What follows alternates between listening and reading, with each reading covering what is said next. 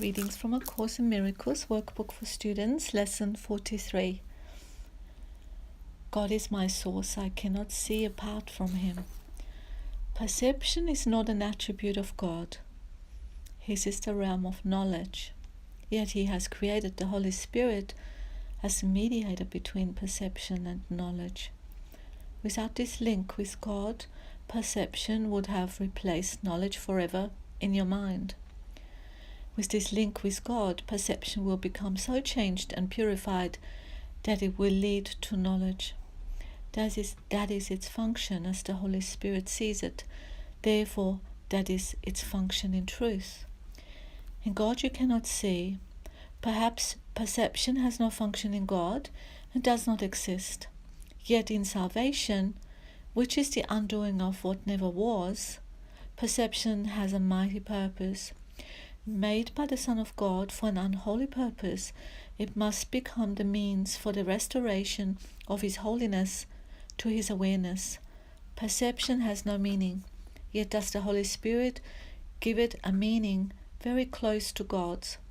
Healed perception becomes the means by which the Son of God forgives His brother and thus forgives Himself. You cannot see apart from God because you cannot be apart from God. Whatever you do in Him, because whatever you think with His mind. If vision is real, and it is real to the extent to which it shares the Holy Spirit's purpose, then you cannot see apart from God. 3 5-minute practice periods are required today, one as early and one as late as possible in the day. The third may be undertaken at the most convenient and suitable time that circumstances and readiness permit. At the beginning of these practice periods, repeat the idea for today to yourself with eyes open. Then glance around you for a short time, applying the idea specifically to what you see.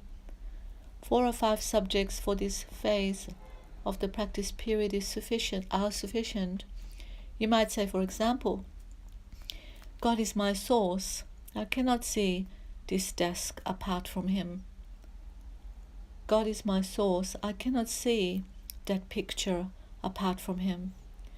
Although this part of the exercise period should be relatively short, be sure that you select the subjects for this phase of practice indiscriminately without self-directed inclusion or exclusion.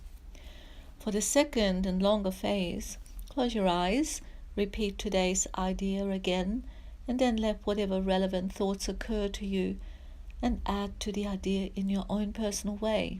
Thoughts such as, I see through eyes of forgiveness. I see the world as blessed. The world can show me myself.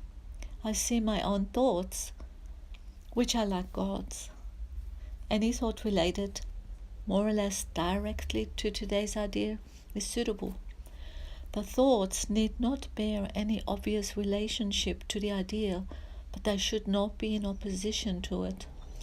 If you find your mind wandering, if you begin to be aware of thoughts which are clearly out of accord with today's idea, or if you seem to be unable to think of anything, open your eyes. Repeat the first phrase of the exercise period and then attempt the second phase again. Do not allow any protracted period to occur in which you become preoccupied with irrelevant thoughts. Return to the first phase of the exercises as often as necessary to prevent this.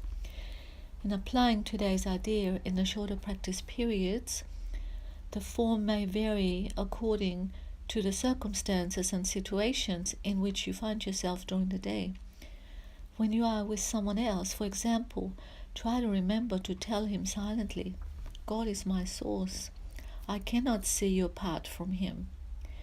This form is equally applicable to strangers as it is to those you think are closer to you.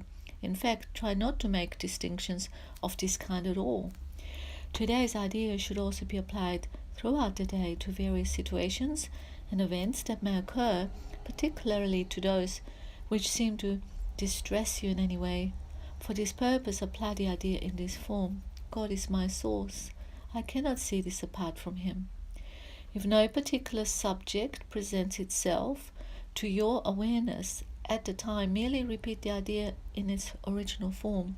Try today not to allow any long periods of time to slip by without remembering today's idea and thus remembering your function.